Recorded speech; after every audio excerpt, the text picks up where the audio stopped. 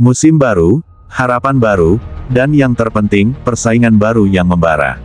Liga Premier musim tahun 2025 sampai tahun 2026 sudah di depan mata, dan satu pertanyaan besar menggantung di benak kita semua, siapakah yang akan dinobatkan sebagai Raja Gol? Tahun ini bukan hanya tentang nama-nama besar yang sudah kita kenal. Ada wajah-wajah baru yang datang dengan reputasi mengerikan, siap menggeser para penguasa lama. Pertarungan untuk sepatu emas kali ini akan menjadi salah satu yang paling sengit dalam sejarah. Jadi, siapkan diri kalian, karena kita akan mengupas tuntas para kandidat utama, satu persatu. Mari kita mulai.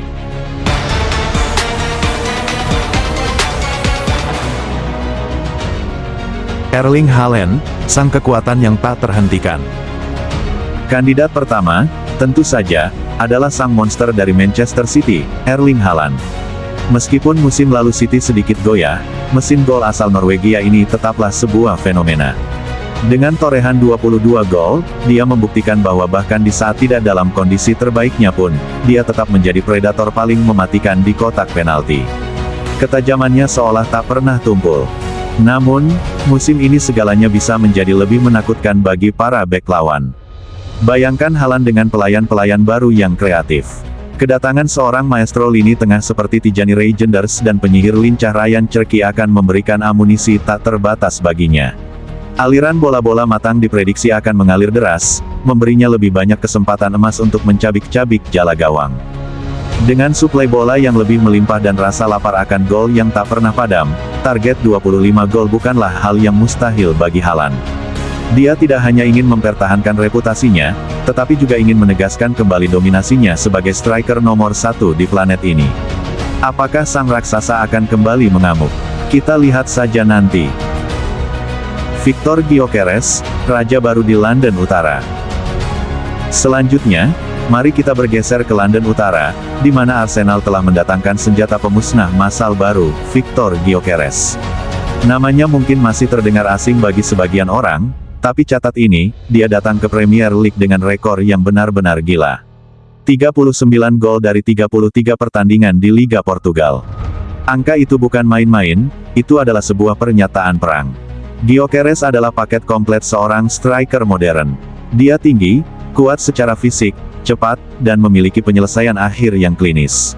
Atribut ini membuatnya seolah terlahir untuk menghadapi kerasnya pertahanan Liga Premier.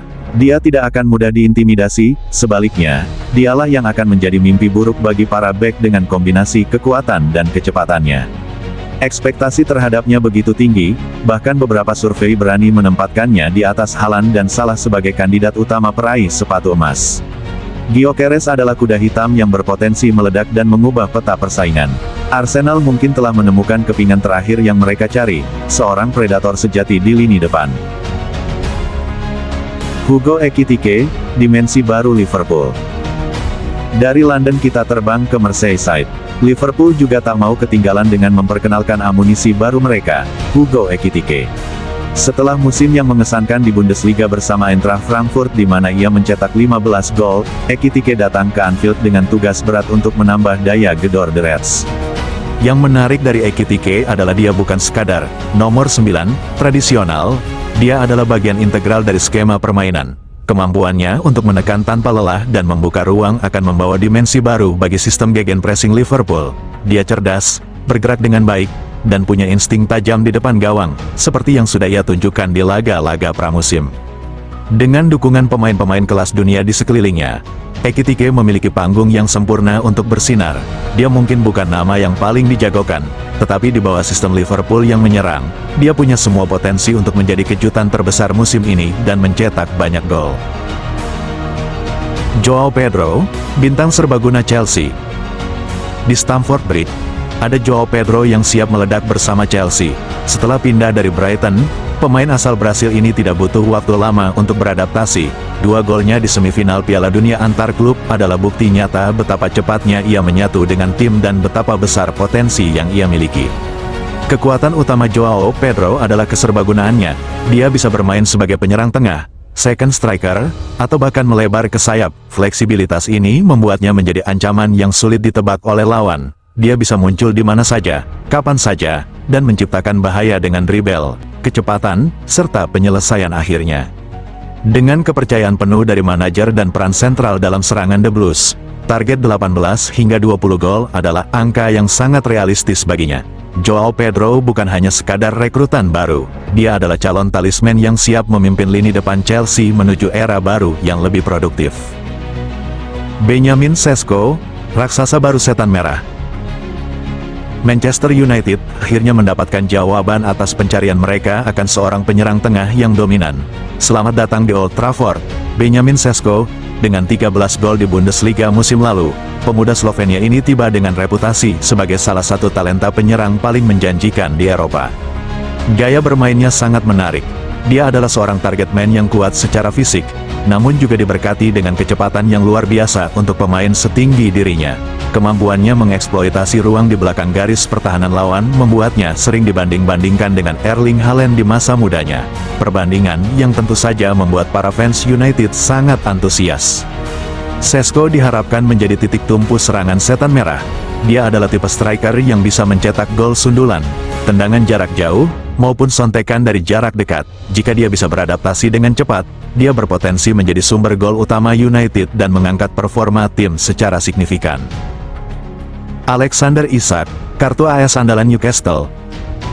Sekarang, mari kita bicara tentang seorang pemain yang sudah terbukti kualitasnya di Premier League, Alexander Isak.